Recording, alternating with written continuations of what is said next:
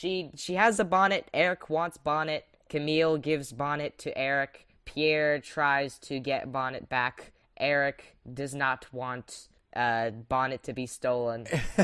Miracle says bonnet replace. Camille thinks he's sus, won't give him the address. Cinematic fantastic. Batu, Barada, Nikto. I'll show you who I am and what I am. By a werewolf and lives, becomes a werewolf himself. Open the pod bay doors, Hal. I'm sorry, Dave. I'm afraid I can't do that. It's alive! It's alive! It's alive! Hello and welcome to the Cinematic Fantastic Podcast. I'm your host, Jason Weatherford. And your other host, William Weatherford. Get ready for opinions, dad jokes, and bad jokes as we watch and review sci-fi and fantasy films from the classics of yesteryear to the new favorites of today. So hello, and welcome to another episode of Cinematic Fantastic. Hi. This should be episode 14.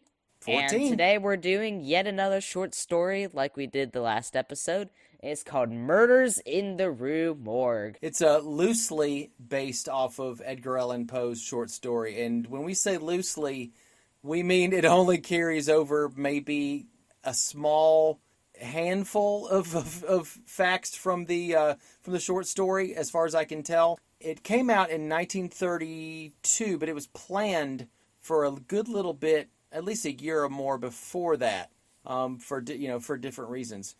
So, this is yet another Bela Lugosi picture, made by Universal this time. We're finally returning to the good old Universal movies. Yeah, and I think all the different production companies have something really good to do. And all the movies we've done, I've liked them for at least one reason. I mean, you might say it's like, maybe I'm just trying to be nice, devil's advocate or something. But Right. Well, I mean, another thing that's impressive is that this is the same year. We've been stuck on the same year. So do realize that through all these movies, that there has been so much variation in, quality. I mean, it's kind of like we've been building up in quality.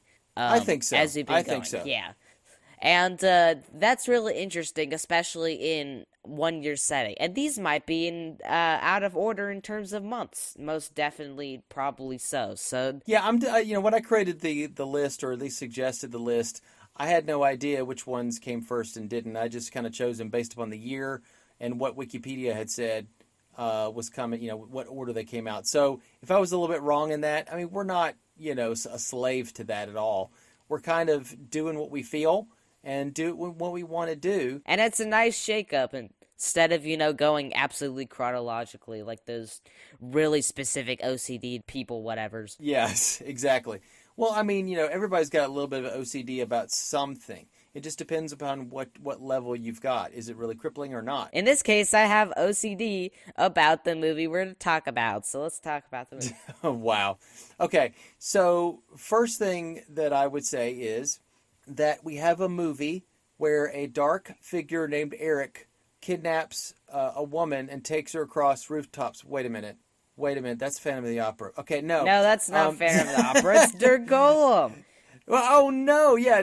You've forgotten. I forgot. There have been multiple villains even before that. It doesn't matter if you're carried on a roof. It's just that they carried I'm sorry. On their shoulders at all. Okay, so a man He's turned into Santa. A man at a carnival has a human type or humanoid type creature that he is showing. And this dark humanoid type creature, as a sideshow, goes and kidnaps a woman and takes her across a roof. Wait a minute, that's Dr. Caligar. So there's a lot of Thing is, why are you saying? Why are you generalizing? It's okay. An ape, guys. It's an ape. Sorry to spoil the story. It's kind of on the poster though, but it's an ape. Returning to monkey again. Yes, but why are you generalizing that? I don't know. It's a monkey. It's an ape. Just say it's a monkey. Say it's an ape. Just say it's an ape. It's a monkey. Are you happy? Okay. Now, I don't know. I was thinking about what I was going to say for the podcast, and I was thinking, wait a minute. The monkey/ape's name is Eric. So was the Phantom of the Opera.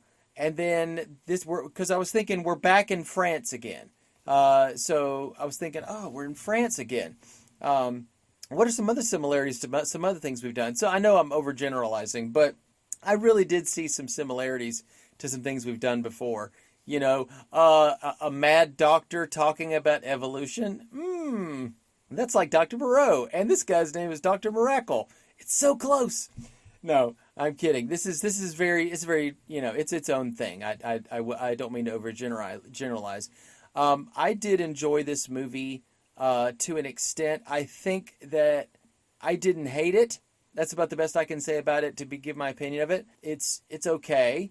I don't know what your opinion of it was. And before we go into the production of it, I want to know what you thought. A couple things that I really liked about this movie in particular. Number one. Yeah.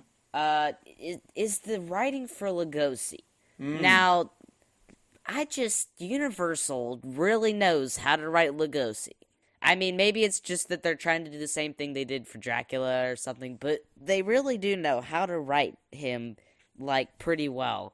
So, it's just, when you come from something like White Zombie or something else, and then you come back to this one, it's much different writing. Well, remember there's some other connections too, because both, Murdery had this amazing unibrow, and so does Dr. Miracle. He does not have the amazing mustache and goatee though, but his eyes are still lit with a fire when he talks about Eric. But what I do mean is that just the way that they craft it and the overall quality is stepped up. Yeah, it is. And they had a little bit of, I'd say, bigger budget than White Zombie did. I would definitely say. Because it's a bigger company. Universal was the really big company these days. Yeah, but it's not Frankenstein or Dracula budget though.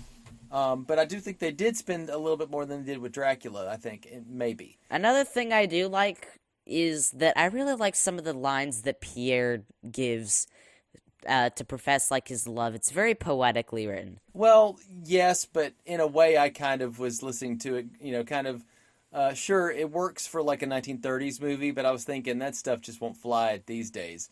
A lot of ladies you might try those lines on would be rolling their eyes. I mean, for real. So, yeah, it's poetic. I agree.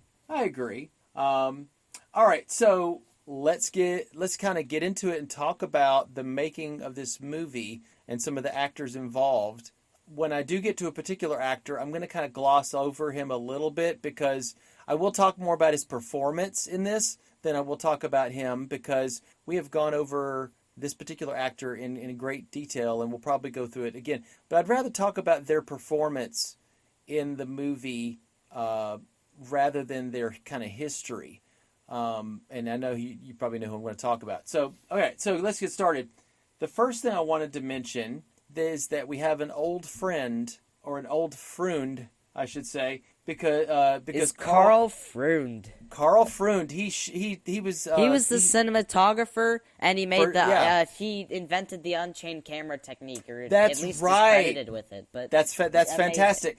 He shot Dracula in 1931. And he did Metropolis, which is another really great one. I haven't seen it, but it probably has really great camera effects. So anyway, with Carl Freund, he also directed Boris Karloff in The Mummy in 1932, which came previous to this. But I wonder if the way that the history of this movie shakes out is that he already had this movie, quote, in the can when he was doing The Mummy, and they just released this after that. I don't know. It depends on in the timeline of when it was released. I don't quote me on that. But I do know that he does know how to frame Bela Lugosi really well in all the shots, and that's just because he's got experience with shooting Bela Lugosi. So you want to talk about the adaptation of this story? I will say, yeah. Originally, the director was it Robert Florey? he wanted to adapt the story of from Edgar Allan Poe. It was probably about 1930 when he got the idea to do it, but he wasn't really attached to a film version of it until after he was going to direct Frankenstein, 1931. And then he was pulled off, and then he went and was like, "Oh, I'm gonna do this then." Yeah, James Whale was put on Frankenstein, and thank you for that, because James Whale had his own, kind of eye for Frankenstein. But the thing is, though, that I think they saw the dark elements of it, and kind of those horror things. They went, "Ooh, Dracula and Frankenstein did pretty well. Maybe we'll actually give you your shot and let you do it." Yeah, this director seems pretty much like a Sam Raimi's granddaddy. Oh, yeah, I know what you're referring to. Yeah, although I think Sam Raimi has a horror feel, but with slight comedic elements when it comes to his horror. At least when he's allowed to direct the movie that he's... When he's allowed to direct it. Thank you.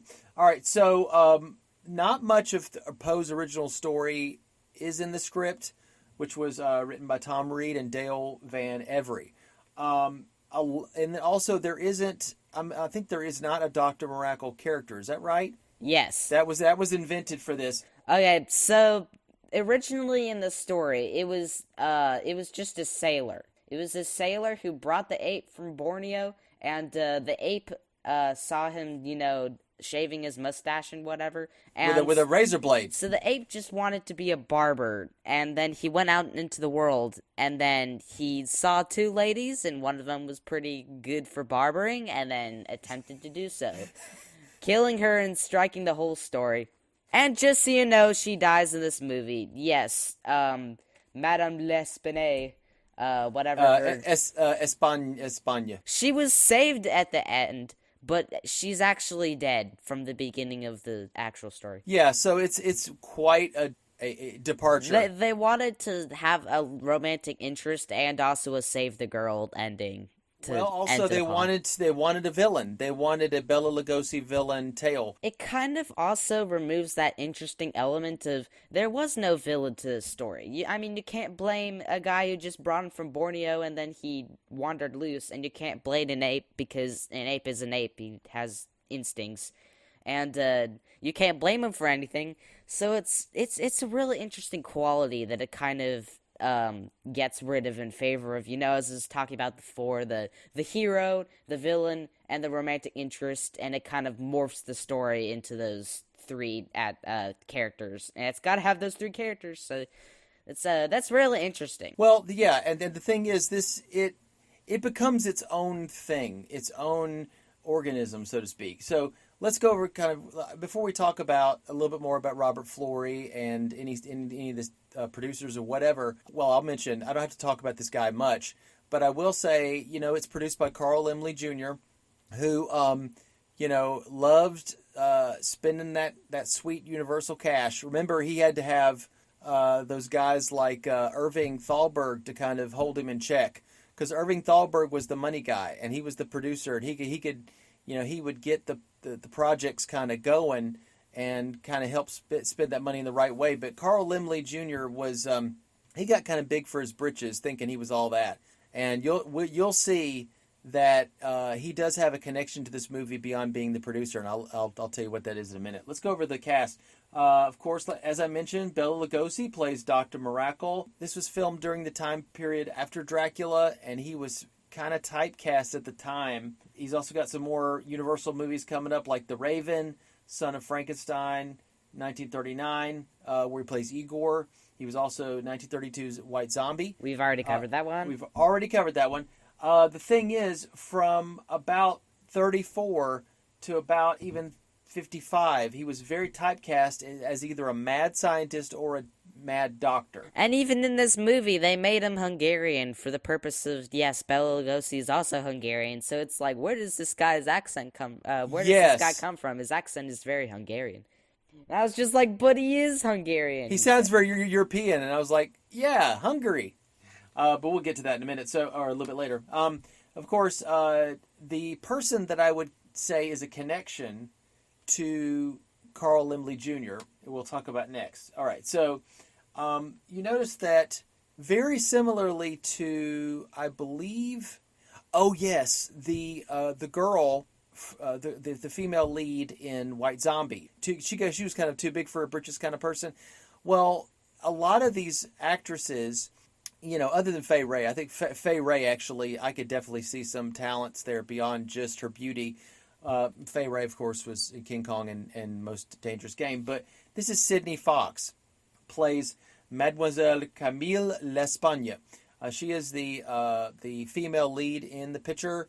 There's also a part where I think she's actually doesn't a dummy stand in for her as the gorilla man is dragging her across the Yes, rooftops? because that's all she is, a dummy.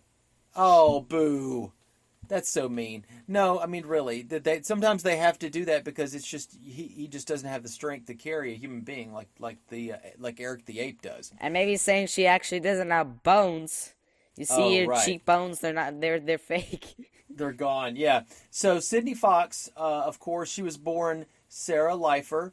That was, of course, that's a Jewish name. So a lot of actors and actresses would, for different reasons, they would say, well, my name sounds too Jewish. Let's change it. And it's a shame because there's a lot of great Jewish actors and directors that use their birth name, and that's all good for that. But I think that at this time, it was, during the 30s and maybe even during the 40s, I think people were a little bit skittish about letting people know they had Jewish ancestry. I don't know if that's her reasoning why I changed her name. I think maybe it was just because Sydney Fox sounds so much more catchy. And a lot of these people that change their name, their new names do sound more catchy and more like a Hollywood person. Yeah. Because that's kind of the names if you were born in Hollywood, you'd be like that. and they're catchy and they're easy to pronounce, I think. Okay, so she was born in Poland in 1907. In 1911, which would be like when she was 4, she immigrated with her Jewish parents, Rusha Rose and Jacob Leifer, to New York. Then her mother remarried while they were in New York. Second husband was Joseph Fox. That's why her last name's Fox. Whoops. Okay, so she didn't change her name for that. She just changed her name to Sydney. You forgot that detail. I did forget that detail. Yikes. All right, so she had a lot of early stage roles. She did get a lot of these actors and actresses, they start out in Broadway. I think that she's in a lot of lukewarm kind of performances as far as she's very energetic and she's kind of cute. They're like, oh, she's kind of pretty and very vivacious. That makes up a lot in some people's mind for, the acting that's needed and a lot of stuff. But she did, somebody saw her in a production, and this guy's name was Carl Laemmle Jr. Of course, I didn't know this, but I think Carl Laemmle Jr. has an eye for the ladies. So he saw her and decided to sign her with a multi-year contract. As you know, when you signed up with a multi-year contract for a production studio, you did films mainly for them. Sometimes you do it for outside. It was the studio system. They wanted to keep you, doing films for them. They would constantly have a script for you to read. They'd have the next picture lined up for you, ready to go. Her film debut was alongside Humphrey Bogart, which I have a plan for you to see a Humphrey Bogart movie, if not next season, the season after that. And we don't want to spoil it and tell you what movie you're going to want to do. That'll be a surprise. So she made her debut along Betty Davis. Betty Davis, she is an amazing actress. She got a lot more popular than Sydney Fox, to be honest, and got a lot more juicy roles. And again, you notice that 1930 she debuted in 1931, and very next year she's in Murders in the Rue Morgue, directed by Robert Florey. So let's just put it this way: this is her. I think I can forgive her a little bit for this being her early role, and for what it is, she does okay. I mean, for what she's supposed to do. I forgot to comment on Bela Lugosi's acting in this. I think honestly, he's the standout. As far as, whenever he talks and whenever he's on screen, you can't take your eyes off him. He's constantly, you can see the wheels turning. But again, I just I think he's like the real standout, and a lot of people agreed. So at the time, all right. So she had a relationship with Carl Laemmle Jr. as his mistress. You've got this side chick, I guess is what people would call her nowadays, a side chick. She was a mistress. It was called a Hollywood open secret, meaning that, everybody knows, but they're not talking about it, is what I'm saying. That's what an open secret. She did get married in 1932 to somebody else, but of course Carl Laemmle Jr. was married to somebody else too, so they're probably doing some little personal meetings on the side. Let's just say that. And so then she died. She did. She died in 1942, about 10 years later, of an overdose of sleeping pills that was ruled an accident, quote. So her performance in this, like, she was really cute. She's just a really cute person. And she was sporting a bonnet all over this movie. And I was just like, that's adorable. I mean, bonnets are traditionally signified for use of, like, babies or such. So maybe it's like, she's kind of like a child. Like I don't know. That's actually a fashion thing that women did. The bonnet was a big deal for a long time, William. So, but it matched her character perfectly well, is what I'm saying. Oh, do you think it kind of... It aided her character, definitely. She was both cute, and she had a cute little bonnet, and it's just amazing. She's just adorable. Yeah, she's sweet. So, now, let's talk about who was sweet on her. Not in real life. I'm talking about in the movie. It's Leon Ames. Also, his birth name is Harry Wyckoff. I think he's also been known as Leon Wyckoff in some roles that he's done. He played Pierre Dupin. And I'll comment on that as in the book, there was also a character named Pierre who was also the love interest for Madame L'Espanaye. But they kind of merged that character who was he was basically like a witness kind of person that they checked over, and he was like he sold tobacco. He was like a tobacco seller person. Tobacconist, or whatever you want to call that. Yeah. Tobacconeer. And to Buccaneer.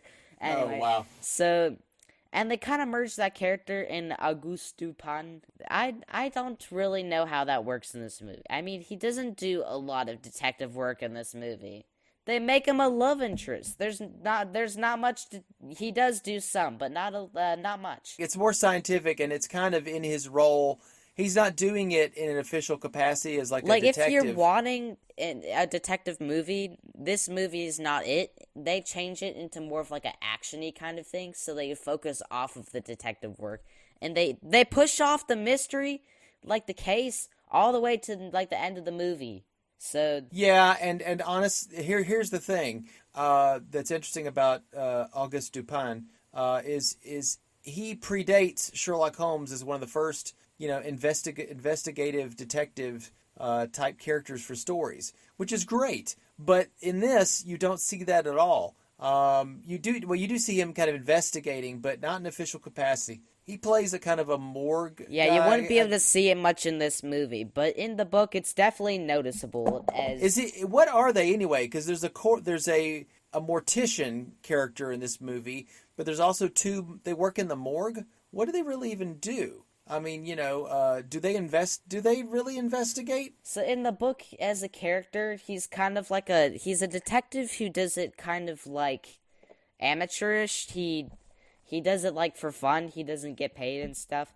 And another thing that's also portrayed in the book is that the police, contrary to stuff like Sherlock Holmes or whatever, the police are actually kind of like against the detectives. They're like a separate party as they're portrayed. And I think that's pretty fun. Why is that? Do they feel like, hey, we're supposed to be the ones solving this crime, even though they're probably doing a terrible job at it? Yeah, that's one of probably tons of factors. That's not at all different. In fact, a lot of times detectives are actually part of the police force. Yeah. The ones that they don't like are private investigators. That's the closest thing I can think of to a detective, but they don't do the same things as a detective. They mainly do a lot of reconnaissance and watching and taking pictures. They're kind of like really low grade spies. I hate to say it, but private investigators, guys, if you're out there and you do private investigating, good on you. But I don't know if really you're the level of somebody who works for the police department or the FBI. I'm just saying. Anyway. So, hey, that's a hot take, I know, for all you PIs out there. But So he was known for playing father characters, apparently? yes, fatherly types. I think that was more later as he got older. It just worked really well. I think probably more toward the 40s. And might also apply to their relationship in terms of, since I've said that she was playing like a baby kind of character, it's the father character. The daddy is taking care of the baby. That's kind of creepy, but okay. Is that really what you took away from this? All right, so he's been in a lot of movies. Meet Me in St. Louis, which of course I barely remember him from, but that's because my wife has probably seen that movie tons of times. She could probably, next time we watch it with her, we'll point out, hey, there's the guy from such and such. So let's see, he was in Little Women, on Moonlight Bay. By the light of the just so you know, silvery it's moon. the 1949 version for those people like my mom being like, "Oh, that Little Woman movie," and it's like, no, there are multiple ones, but this is there's the so earliest. many. There's so many to count. I mean, This is the 49 version, really old. Right, exactly. Now he's been in a lot of things, both on Broadway and early in his career, and then movies as well. Also in TV shows, but I think he also was one of the first people to start the. Did he start the Screen Actors Guild? We haven't really investigated or talked about the Screen Actors Guild. I might see what that's about, but I've heard of it. I don't know exactly what it's about, though. Okay, he was one of the founders of the Screen Actors Guild in 1933. The Screen Actors Guild is extremely influential in Hollywood because it's a way for all actors to kind of band together. And if they are mistreated as a group, that they can come together and kind of raise a stink about it. Is it a union in a way? I can't say, but I do know that they call it SAG, SAG or SAG. What they do is they actually have negotiated for the amount of money that you get for playing a role. If you're a member of SAG or whatever. I think that they've agreed if you go and you're in a role in a TV show at a certain period, it may change depending on the decade, but you actually get paid such and such amount of money. You pay your dues to SAG, every year. So I think it is kind of like I would say it's kind of like a union, but not. Does that make sense? It's a guild. It's a guild, and honestly, I've heard it. Talked about so many times that it's such a mainstay in Hollywood that you just kind of throw it off and say, oh, he's just, he just paid his SAG dues or he was a SAG actor, which means that you're going to get a role and you're going to get paid the amount of money that you're supposed to get paid, and then you can negotiate for more, or you could just get paid what SAG the agreed upon amount. Anyway, the thing that I remember, there's something that I remember is in I'd say not the early 60s, but kind of. In the early 60s, he was on a TV show that was very near and dear to my heart, which was the Andy Griffith Show. He played a character that I didn't, until I looked at his picture in the show, I was like, oh, he played that guy? So I remember it was a one-time role, and he played kind of a principal or superintendent of a school, who was approving the school play. And what was also another thing from 1960 or 61 that he also was in? There was there was something he was also in, which was in a kidnapping case. In 1964, him and his wife were held hostage in their home as an intruder demanded $50,000 before he would free them. Yes, but that I'm sorry, but I was trying to pull in the absent-minded professor, which you noted. Oh, that's right. I'm sorry. You're right. He was an absent-minded. I'm the absent-minded one now.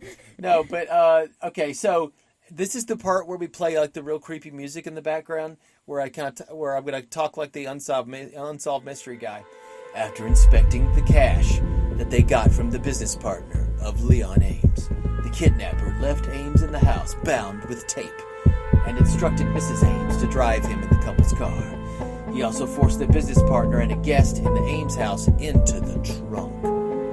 Eventually, police who had been alerted surrounded the car and freed the hostages. Oh boy, was that dramatic or what? I'm sure he'd remember that for the rest of his life. So anyway... another movie he was also in was, apparently there was a sequel called Son of Flubber. Yes, Absent-Minded Professor, I love these movies. He was the school or university there, I think he was the president of the school, and he was always kind of getting flabbergasted at the absent-minded professor, Brainerd. His name was Ned Brainerd, was the professor. In the first movie of Absent-Minded Professor, just to kind of not go off the rails too much, he had a car that had a gas in it that allowed it to fly. In the second one, he turned the gas into more of a solid, kind of rubbery substance, and he was able to, it would bounce like crazy. And so what he did is he put it on the soles of the shoes of the basketball team, which was terrible. They were terrible until they got the new shoes. And they were just jumping across the whole basketball court and slamming the ball. So that's one thing you can remember for. He also was in another series of movies. It was The Misadventures of Merlin Jones. It was Disney, of course. Misadventures of Merlin Jones and the sequel, The Monkey's Uncle. Speaking of Monkey's Uncle. Oh, here we go. Yeah, that's right. That's right. No wonder. After mentioning that Noble Johnson was in this movie as Hanos, let's go on to the ape. Yeah, I mean, if you didn't know, Noble Johnson again is in this, and he's of course wearing makeup, and so you're kind of going to be hard pressed to find him. I'm just glad they are. I'm glad that they are doing the reverse in these roles that Noble Johnson has had, because they're like, oh, he's a Nubian in this one. Oh, well, in this one he's a Russian Cossack. Well, in this one he's, I don't know, some other race, which I think is good. I never knew that I really liked this guy, but I liked seeing him in these roles. Anyway, back to this. So another unsung hero is Charles Cruz Gamora, and he is more commonly known as Charles Gamora. More importantly, in fact, why is Gamora? Oh, why? I'll tell you why is Gamora. He is the king of the Gorilla Men because he played Gorilla. That sounds like something from Buck Rogers or Flash Gordon. So no, he played gorilla people or gorilla beast-like men in like a ton of movies in a gorilla suit because he was like 5'4", which was just perfect for him to wear a gorilla suit. The first time he was in The Leopard Lady and it was in 1928. He has been opposite Lon Chaney in the movie The Unholy Three. He was, like I said, he was in with Bela Lugosi. He was in a couple Laurel and Hardy movies. The Marx Brothers in a movie called At the Circus, of course, which of course you'd have a gorilla there, of course. He's worked alongside Bob Hope and Bing Crosby. You know Bing Crosby, White Christmas, the main guy from White Christmas. Right. Yeah. And you also noted here Abbott and Costello from Africa Screams, which would obviously have a gorilla. Yes, absolutely. Africa Screams was very much so a parody of those movies where people go into darkest Africa to explore, and then of course cannibals, there's racist overtones of that, but the cannibal tribe attacks them and put them in a pot of stew or something to cook them. Yeah, stuff like that. So that movie is filled with that. So, but we're going to see a handful of Abbott and Costello movies, mainly as they relate to the Universal monsters that they will meet. So anyway, after the 40s, he played gorillas a lot less, and he played like more aliens and stuff like that, because that's, again, you could see where people were going with things. They were obsessed with monkeys, and then as it went more into the the space age, they were into aliens and mutants and stuff. Yeah, like the 1950s is absolutely full of that stuff, as we'll see. Chock-a-block. It's a fairly science fiction pulp era in terms of what we're covering. So the screenwriter is Tom Reed. Now we were like, oh well, who's Tom Reed? I have no idea. What a boring name. Let's go read about him. Let's read. So he actually was the screenwriter for probably a handful of stuff, but the three that will concern us are The Phantom of the Opera in 1925 that we've done. The Murders in the Rue Morgue, which we are talking about now, and Bride of Frankenstein, which came out in 1935, which we will do, and I'm really looking forward to that one. So yeah, that's the screenwriter. But I can say just a quick little thing about Robert Florey. He is the director. We did talk about a little bit about what he did and how he got connected to this project. But he's been working for a lot of different studios over the years, even past this movie. He grew up in Paris, very close to where Georges Méliès was directing, and he was an assistant to some early filmmakers. You know, a lot of these guys start out as assistants. You know, that they go fetch somebody's coffee, or get their clothes dry cleaned, and then as they move up, they end up being production assistants, and then they end up being producers, and then they're like, what I really want to do is direct. So he was an assistant director on some movies in the 1920s, and he started working in the late 20s. He did a lot of different movies at that time. I think he did like doing the more experimental stuff and kind of doing his own thing. But when he was working for the studios, I think that they had him work under conditions that maybe he didn't want to work under. They were like, well, I want you to do this and do that. And a lot of times you got to listen to what the studio says if you want to keep the work. He contributed to the script of the 1931 version of Frankenstein, but he went uncredited. He was going to be given the job to direct Frankenstein, and he did a screen test with Bela Lugosi as the monster, but Universal Studios were like, no, we don't like it. Dude? Yeah, we didn't like. He was the one that wanted Bela Lugosi to be the monster. And they went with Boris Karloff instead, which I'm actually very thankful for, because Boris Karloff just nailed it. He knocked it out of the park. I'm sorry. Bela Lugosi does play the monster in Frankenstein versus Wolfman, and he does okay, but honestly, you're really watching it to see these two titans go after each other. I mean, that's what you're watching it for, honestly. When Universal got Florey Murders in the Rue Morgue, he worked with cinematographer Carl Freund, and they worked on the elaborate sets for the movie in the style of Cabinet of Dr. Caligari. They said that that's what they wanted. They were like, let's do 19th century Paris, but seen through a kind of a lens of Caligari. So they were inspired by some of those early German expressionist films, which I thought was nifty. Yeah, the sets in this film are really pretty. They're just they're good. They're pretty good. Chef's kiss, buddy. So after this, he worked for Warner Brothers, Paramount, Columbia, then Warner Brothers again. He was actually burned when he was in a car wreck in 1944. I always like to give those little soap opera little details. He also, another connection with movies that we may have done, is he directed Tarzan and the Mermaids in 1948. Which, of course, we haven't covered, but is part of the Tarzan RoccoW franchise. Yeah, it's with... I wonder if there was a bunch of movies that did for RoccoW, and then didn't it go to a different production company? Anyway, it was Johnny Weissmuller who was with that, which we've already done in Tarzan the Ape Man. So he was a very free spirit with his stuff. He wanted to do his own thing. I think that he just kind of started working for television after that, probably because he could get in and maybe do a couple things and then get out. Because when you're making a movie, it's more long term. It's really like having a baby. You're really like caring for this child. You're raising it. And you're really precious about everything. And I think that he's very particular about what he wants. And when you have a studio standing over you saying, no, we don't want that, then you have to stick to your guns sometimes. And that it doesn't always work out. So, but what had happened was, with the movie, you did notice that they reshot some of the scenes and added some more scenes, because after Frankenstein and Dracula did so well, they were like, let's do some more, because horror was showing that it was viable, that it could actually make a good little buck. But I will tell you this: I don't think the movie made a lot of money. The reception of it, people didn't have a lot of great things to say about it at the time. They were like, it's okay.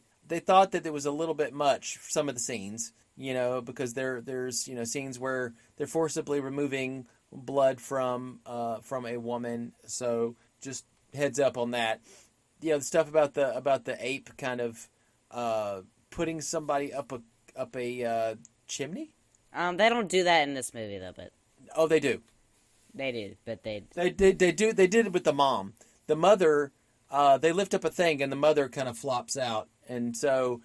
But they don't show her going up the actual chimney, is what I'm saying. No, they show her. She's hanging upside down, and she's in the fireplace. You see, But her not the chimney. Well, the chimney is above the fireplace. So you can't see her. So that's. No, you can't see her body in it, but she's stuck in it because you can kind of see her flop a little bit forward. Also, I see that Tom Reed's was in the Twilight Zone, and I wanted to ask if you'd like to watch the Twilight Zone with me sometime.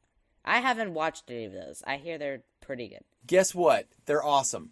But there's a ton of them that are really great, and there's some that are okay. And there's some of them it's kind of like episodes of Star Trek. You're like, some of them are okay, some of them are really fantastic. But definitely if you probably want an old TV show that is also sci-fi, then you'd want that. I'm telling you, there's enough in Twilight Zone, and it's, I guess, a sister show, or it's Outer Limits.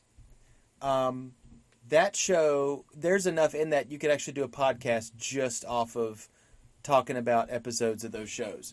So, honestly, yeah, it's pretty awesome. If you want to, William, in between doing the podcast, we will watch some episodes of it. We might even just skip to the ones that are really iconic. There is actually a movie called Twilight Zone, the movie, that was made in the 80s, and they took a couple episodes of them and remade them, or with modern actors, and so we could watch that. It has, but it's got a couple of really interesting factors about it that may, when I tell you about the movie, it may change your mind about wanting to see it. So, are there any last things about this movie you want to say before we... I will say that people really did like Lugosi's acting in this.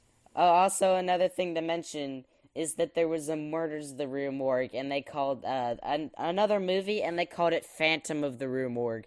And that match, Phantom of the Opera plus Murders in the Rue Morgue would probably... They kind of smashed them together. I don't know how it would work. You convert the ape into the Phantom of the Opera, obviously, because they're both named the same. So you got a monkey playing the organ? Yes. With a mask on? I've never seen the movie, so I can't say how they did it, but I think... in my mind, it just sounds ridiculous. Yeah, hopefully Warner Bros. Did it pretty well. Did you know that Warner Bros. Was back this one as well? Like, many absolutely. of the only reason that they're good is because they were made back then and received well, so, I mean... No, the Warners have been doing this for a long time. Yeah, we've been yet to see anything by Warner Bros. Oh, that's true, but we will. We will. Yeah, so not much else to say about the production of it. I think when we get into the plot, we'll talk more about the little that we'll go, detail by detail on what happened in the movie. And so, we will shove the entire collective of the audience. We will grab you and bundle you up and throw you up a chimney and cut your hair as well. Oh wow, that got dark really quick. How about we don't? Okay, and how about we kidnap you and take you on a journey across the lovely skyline of... And grab you and pull you over our shoulder like Santa, because after all, he's good at throwing things past chimneys. Therefore, Eric is probably Santa. Since he has expert at throwing people into chimneys, he can throw bags down chimneys, obviously, as well. And Eric is he's Gorilla Claws. Yeah, that is the takeaway from this whole section. That is, skip this whole podcast. The only thing you need to know is Eric the ape is Santa. And now you can... Yeah, that's definitely going to make a lot of the creepier, creepier scenes a little bit nicer now that you're thinking, you're humming Santa Claus is coming to town, like in your head. And you're on the naughty list. All right, let's we've summed up the whole thing by saying Eric is Santa Claus. Let's move on. All right, let's go to have a break, and when we come back, we'll talk about the plot of The Murders of the Rue Morgue. See you in a little bit.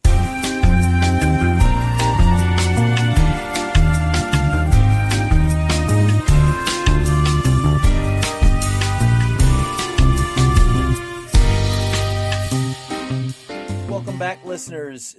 We are here talking about Murders in the Rue Morgue. A horrible crime has been committed. Well, not yet, anyway. The horrible crime has been committed, and we must solve it. Because this is a detective picture, after all, with some horror elements. And, as always, written by the fantastic Edgar Allan Poe. And kind of reading through his catalog because Dad gifted me so graciously a best of. Oh. And when I read through it again, I was like, the memories just came back. There was one of them, was about they resurrect a mummy and the mummy reacts to like the modern world. And there's all sorts of stuff. Lot 249? I don't remember exactly what it was called, but there was another one, and it was called Hop Frog. And just by that title, it'll be a fun one to read. And I'm like, all right, Hop Frog, yeah. Edgar Allan Poe has fun sometimes? Yes, I know. A lot of people think that he's depressing all the time, but no, he has not been depressing all the time. He can write a detective story. He can write a story that's for comedy or for children, like Hop Frog. He can do all that stuff. Maybe it's because he went through a depressing stage of life and then he just converted. Well, honestly, he is more famous for his suspense tales and the creepy stuff, to be honest. I do think that Universal Studios and other movie studios, production studios, they did kind of go, okay, literary horror, Dracula, Frankenstein. Remember that guy Edgar Allan Poe from the 1800s? Yeah. Edgar Allan who? Poe. Excuse me, I thought that was a panda that did some ninja moves. No, if we're trying to be... Paired up with a praying mantis. If we're trying to not be Poe, we have to be rich. So if we make films about Poe, it'll make us rich. I will tell you this right now, William. The next ones that come out, let me see if I can name some off the top of my head. And I think maybe they're on our list, maybe they're not. The Raven, not the one with Vincent Price in it. I think this is one.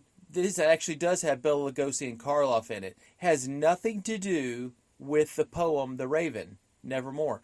The other one is The Black Cat, which we are actually doing, and that one has little to nothing at all to do with the Poe story. That is what Universal does. Is that you don't trust it to be exactly like the book or a short story or at all. Yeah. I know a little bit about some of the stories of Poe. The name might just be an allusion toward it, and it might true. It might do something new with it. Who knows? That's fascinating. Yeah. Do not expect Universal to be slavish with their stories when it comes to Edgar Allan Poe. They don't do it really with any of the things that they're basing things on, but there's enough there, at least in Dracula and Frankenstein, and the Invisible Man, literally speaking, so you can kind of find some points of connection.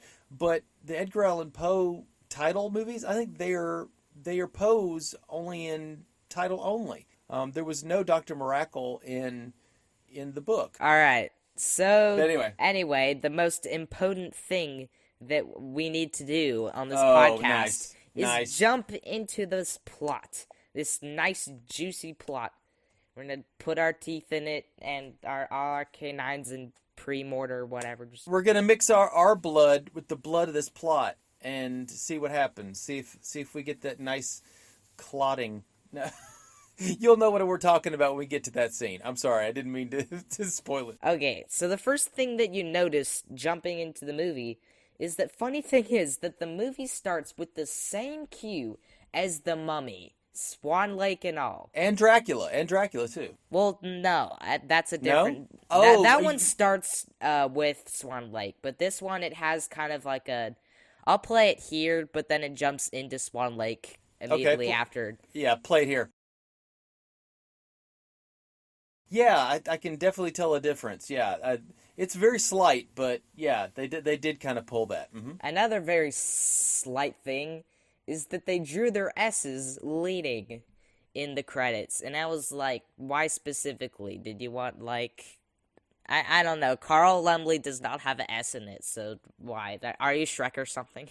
No, they're trying to be really creative. And every little bit helps. And I think a lot of the creativity did go into design on this movie. Especially with, the posters in the back are really cool. You have the group of eyes, and you have the laser-eyed monster. That was also Frankenstein as well. That so was they this is all their the, all the style, eyes. I guess. This is their style for movies like this. That's pretty cool. Definitely.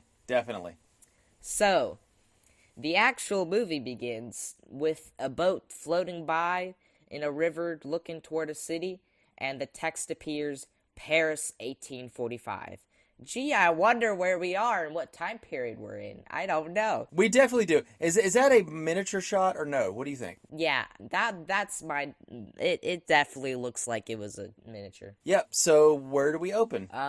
We open in the circus. Or carnival. A carnival. A carnival. And this set is pretty awesome. It's got all sorts of stuff. There's people, drinking their booze. There's swings as well, which were most likely, you realize, the most common form of enjoyment then. That's pretty cool. Like, their most common enjoyment was swings. Yeah, and it didn't cost anything. And sometimes a lot of those rides are human powered. They don't require any, engines or anything like that. It's just somebody pushing it. And back then, they didn't have video games, so, there's nothing better to do but go outside and swing. So, basically, we introduce our two main characters and two not-so-very main characters. Right. We have Pierre Dupin, which, again, they push two characters into each other. They and combined. Then we have Camille L'Espagne and their friends Paul and Mignet, and they go about drinking, they talk, and they notice that there's some Arabian dancers, and there's also some redskins, in quotes, as well, that they're exhibiting, as well as Eric the Ape, of which is the one that they enter, obviously. Yeah, it's interesting that they say, oh, yeah, a strange thing like a beast, and then we have these very strange people that are from exotic places, and we still haven't figured out how to treat foreigners in a very respectful way. Yeah, and thing is, since it's in black and white, who knows if their skin was actually red? How could you tell? I mean, those 1930s kids... I can tell these guys are actually Native Americans. By their facial shape, you can definitely tell that. I mean, it's not like, when you have somebody who's pretending to be African American or something with face paint. I mean, these guys really do look like Native Americans. And it was filmed in America, so they could get those kind of people in. But they'd just be like, yeah, stand here while we be racist toward you, huh? Yeah, I mean, I'll tell you, that's the way it is for a lot of people of minorities during this time. But we will see it dissipate gladly. Yeah, we do over time, and when we see that dissipate, we're going to celebrate, right? Yes. Celebrating just like in the circus. Anyways, they enter Miracle's show where he exhibits Eric. And I really do love the personalities displayed in this film because all of their dialogue is like witty. It shows character, and especially some of the serenades that Pierre gives Camille. They're all pretty great. That's why I like the writing in this movie, is because like the characters' dialogue is just so full of personality and wit. Yeah, and some of it is very, modern as in 1932, and some of it is very Poe-ish, so to speak, like the way Poe wrote. And some of that, I think, is due to the actor John Huston. When he was early on in his career, he actually did work on some of the dialogue on that, but he was uncredited, and so, and he, of course, John Huston had his issues with both the way that America did its thing. I think he moved to another country. I think it's Spain. I'm not sure. But they cut it out a lot, and so he was kind of like, whatever. And so he got uncredited. But this whole carnival thing also reminds me of another film that I saw, The Man Who Laughs, with Conrad Veidt, because he's in a sideshow himself. And so this whole sideshow, and also, you have to say... The Greatest Showman. This is the greatest show. There's some definite connections to Cabinet of Dr. Caligari. I mean, totally. Yeah, like the villains are the exact same. They're circus people who go about... Unfortunately, Dr. Miracle doesn't have Mickey Mouse gloves, but I mean... Right. Even still, they kind of did borrowed some of those ideas. In this scene, doesn't Miracle say, if you're looking for some sideshow freak or some showman here, then go back to the front and ask for your money back, because that's not what I'm here for.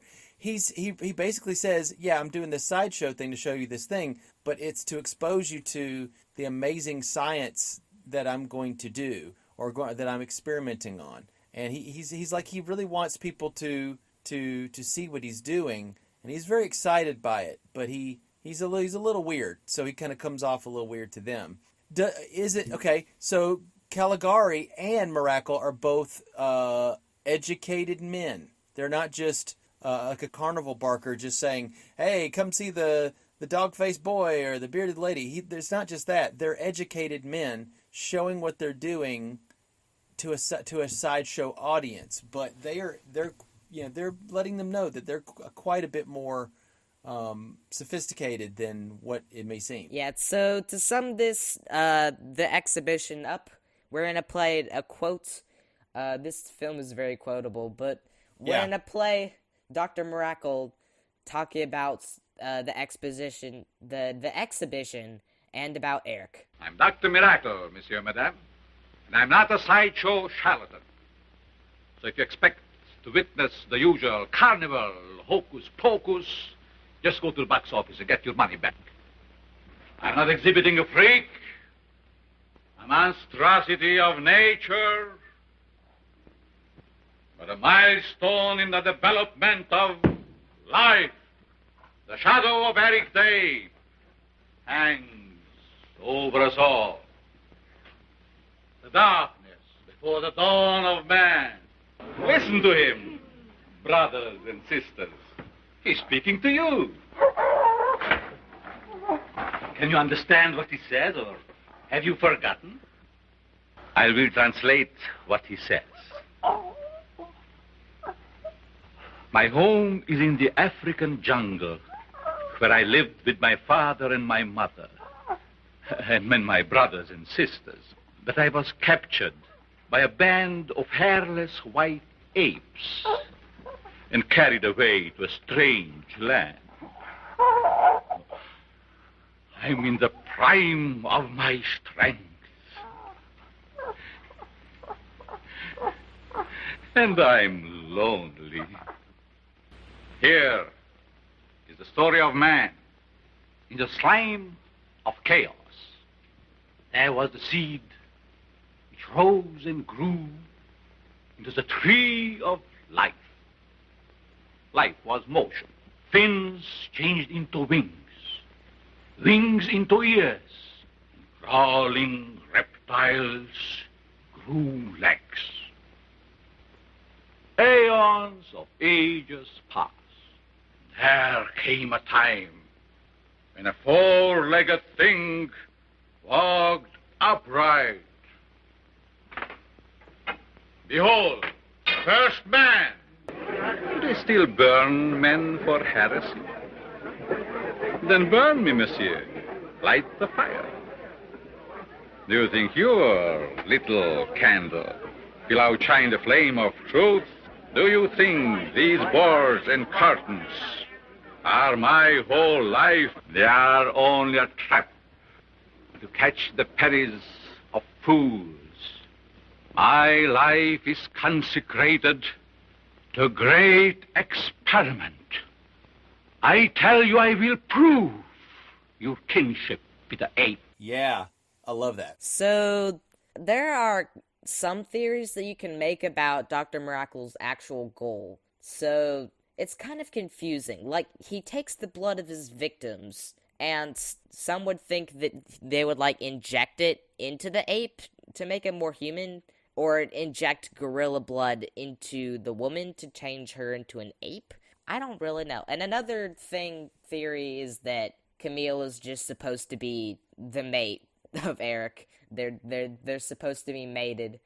And that is very confusing. It's all creepy. I mean, whatever you may think, of our relationship, our relationship to primates, we are very similar in many ways, and we share many genetic traits.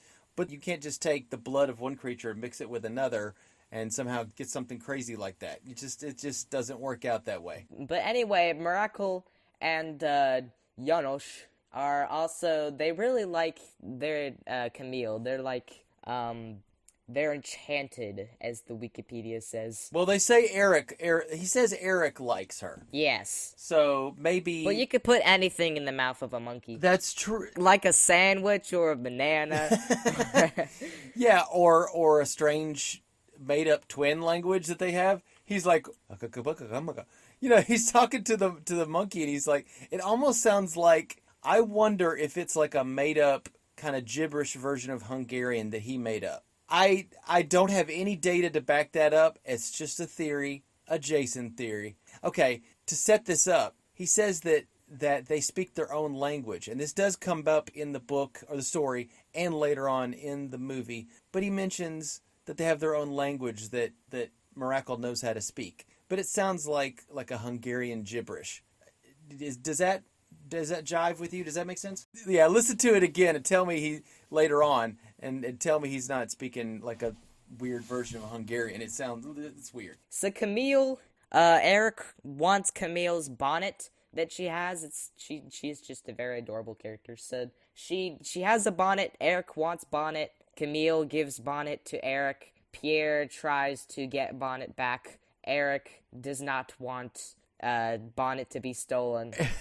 Miracle says bonnet replace. Camille thinks he's sus, won't give him the address. Okay, with that, Eric does not like other males intruding on his territory, being interested in Camille, and chokes Pierre out. A lot.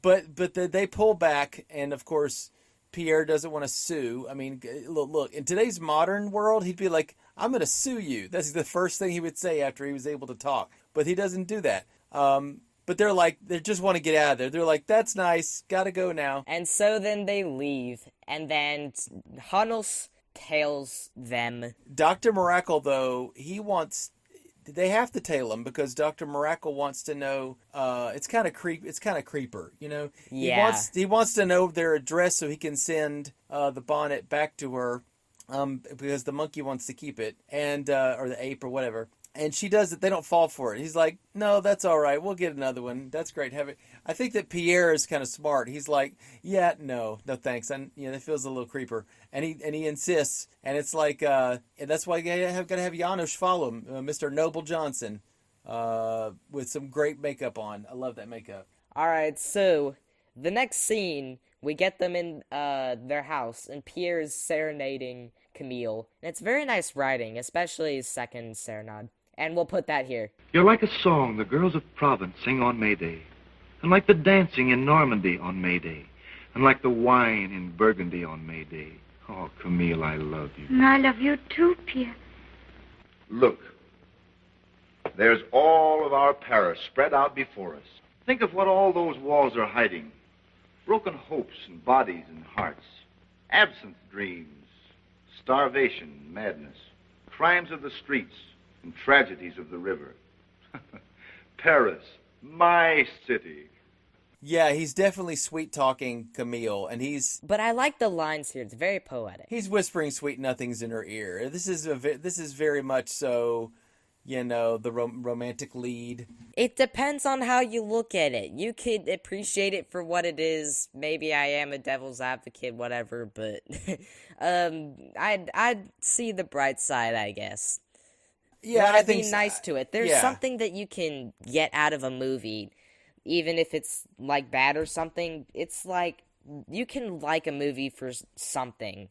Like, there's something that you could probably like about this movie or a previous movie and such and such. Yeah, and it's definitely a lot to appreciate in here. I do think that, Lugosi is the most memorable thing in this movie. To be honest, he rules every little scene that he's in. I mean, but yeah, you got to give it to Pierre. I mean, Pierre, he's got the girl. I mean, he's giving her the poetic, and she's really falling for it. It's romantic. I got it. But that's what you say. So, meanwhile, we have two men fighting over the streetwalker, and they brutally murder each other. They slay each other. Slay girls, slay. Yeah, but I think that's the only reason why she goes with him is because he's like, come over here with me. So maybe she thinks that he's rich or something. He's got some money, but they don't ever go into what she's doing or why. They just say lady of the night or whatever. But yeah, it's still a creepy scene because especially when she's screaming as they just fall to the floor and she's constantly screaming. And also kind of like a laugh scream. We could play that here, but it is extremely horrifying, this scene and the scene that follows, where Dr. Miracle then steals her and tortures her to draw her blood. It is extremely horrifying. So yes, it is. And I will tell you this, though. Anybody that knows the story of Jack the Ripper, when they see like a guy in a top hat and a dark cloak approach let's say a streetwalker in the fog, it just makes me think of like, Jack the Ripper. So, and the fog is really creepy. And he acts like he's, a nice guy, but he's up to no good. And obviously we find out he is definitely up to no good. So, unfortunately, it has impurities, rendering it unusable. The blood. Yes, the blood. And, also she's dead now. So, Hannes, he chucks it in the river. So, let's move on to the next scene.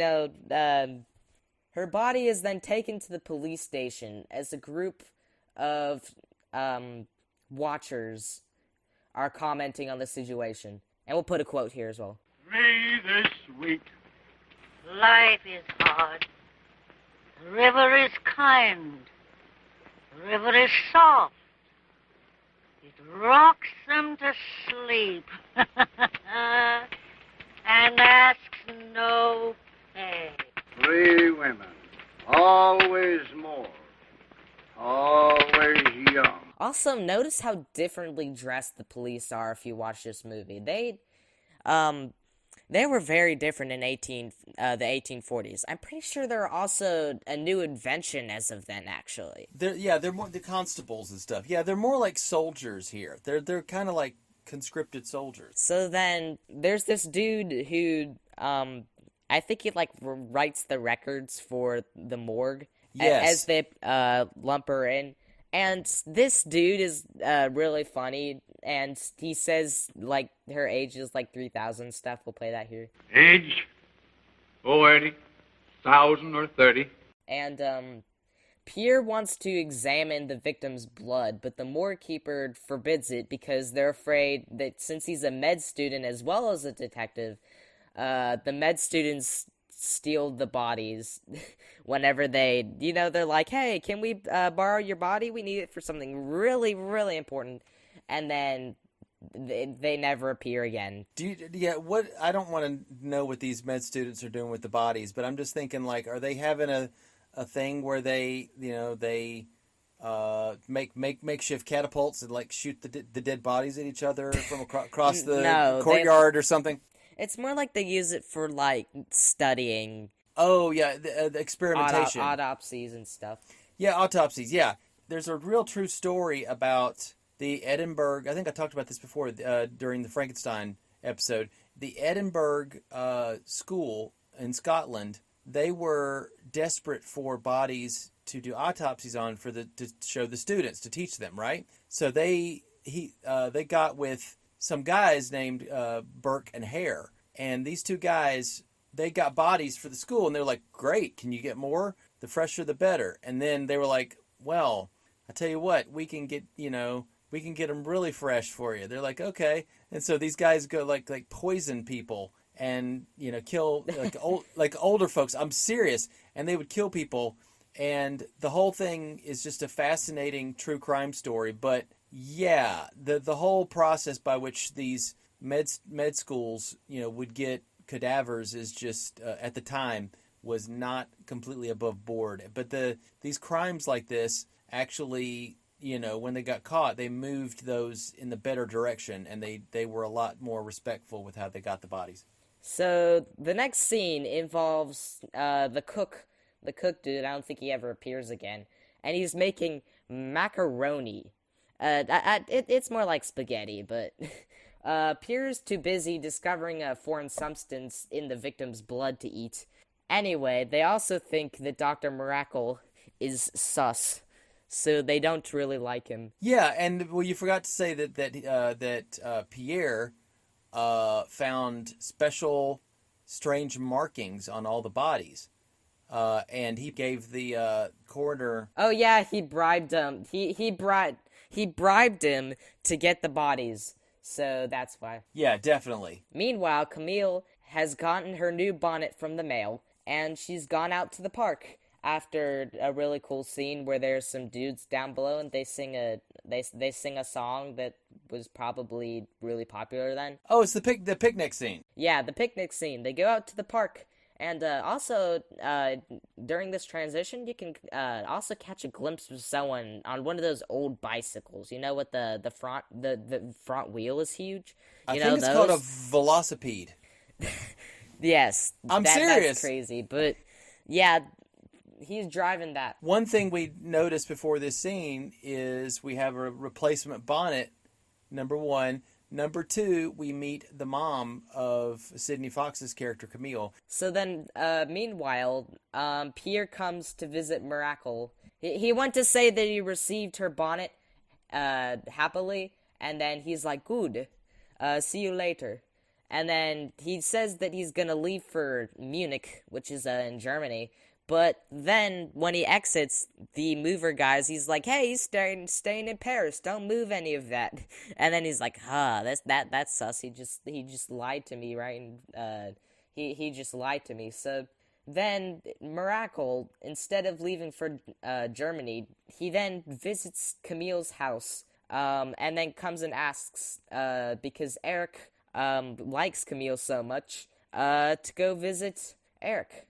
Come with him in his carriage. And she's like, no. Yeah, the guy, Pierre, actually goes back to do some more research, and Miracle's taking advantage of the fact that the boyfriend's gone to come even knock on the door and say that, you need to come down and talk to the monkey. Since she refuses, Miracle then sends Eric to kidnap her, because Miracle must have her blood. And now we begin the segment of the story where Larry does not sing a silly song, but... Right. We begin the segment upon which this is the only part that appears in the short story. That's creepy. Right.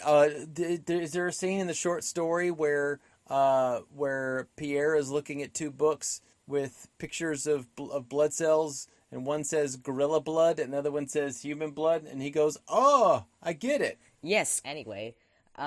there's a ton of stuff that doesn't appear in the movie. Like, in particular, the book has a really long intro describing, like, rational thought and deduction for a long time, and it's just, like, a huge analysis. So that's right for cutting, but also... Yeah, but it's awesome because of the influence that it had on even...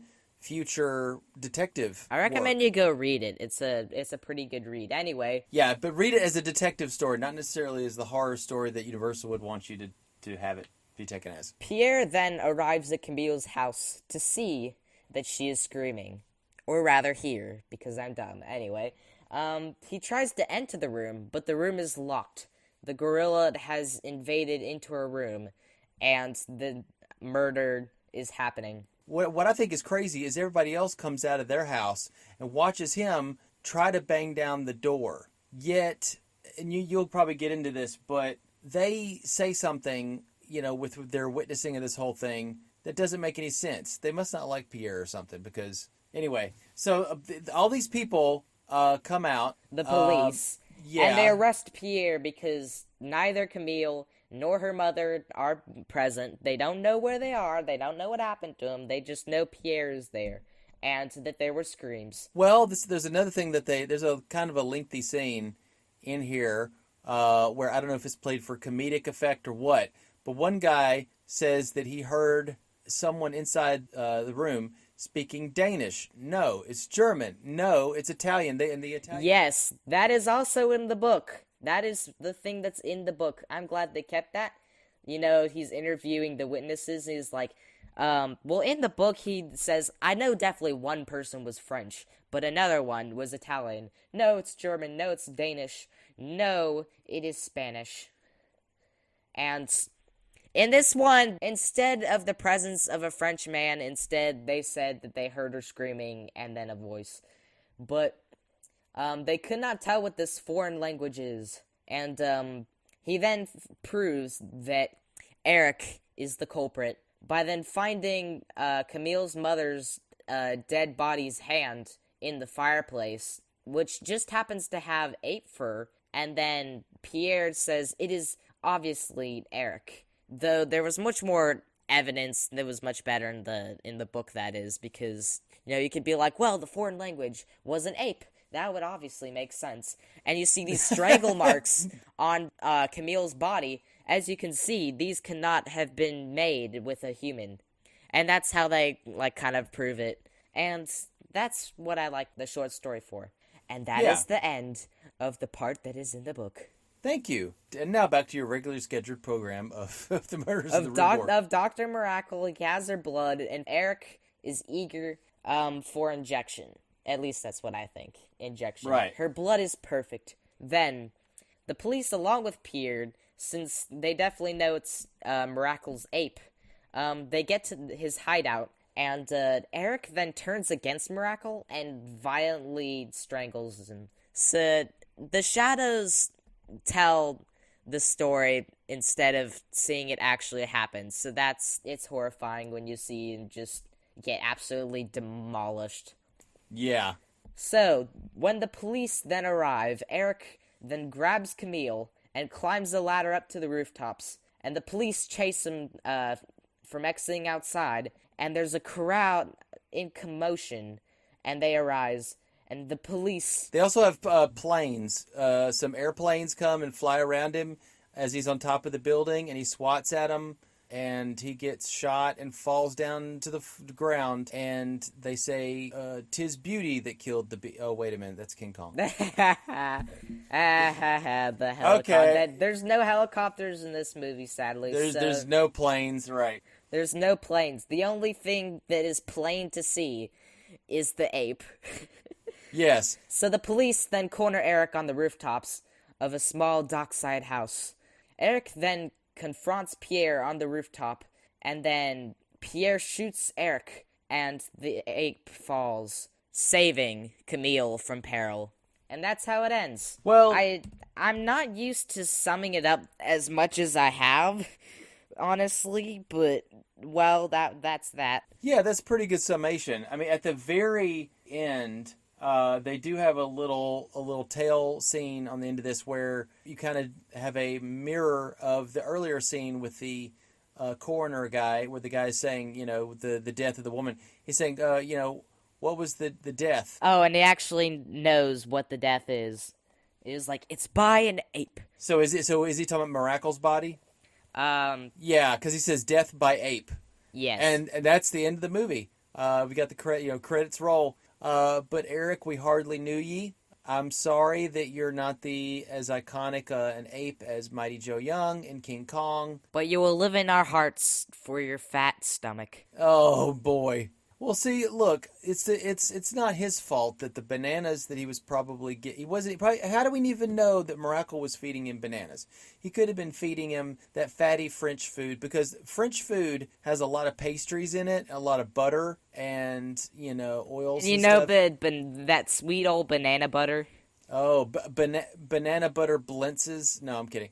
escargot. I don't know what they're feeding, but whatever they're feeding this ape, he's rather rotund. But the guy inside is not. I mean, Charles Gamora, he's like 5 foot, so he was just he was able to squat, and that's kind of his claim to fame with playing guys in gorilla suits. Yeah, but he feeds on the livers of his enemies.